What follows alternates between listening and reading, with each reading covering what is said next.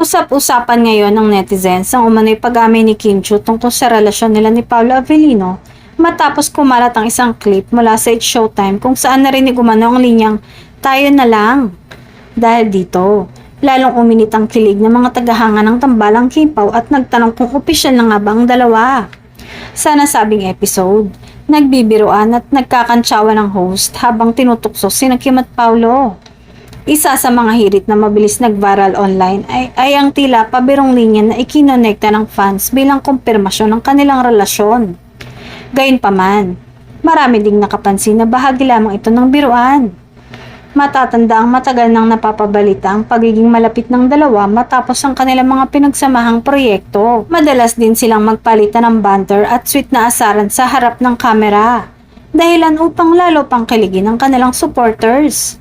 Sa kabila ng mga viral clips at spekulasyon, wala pa ring opisyal na pahayag mula kina Kim at Paolo na nagpapatunay na sila na nga bilang magkasintahan. Sa mga naunang panayam, inamin nilang mas naging close sila ngunit mas pinipili nilang panatilihing pribado ang ilang detalye ng kanilang personal na buhay. Patuloy namang sinusubaybay ng fans ang bawat kilos at interaction ng dalawa, lalo na tuwing may live appearance sila sa television o events. Para sa marami, sapat na ang kanilang natural na chemistry at closeness upang manatiling invested sa tambalan.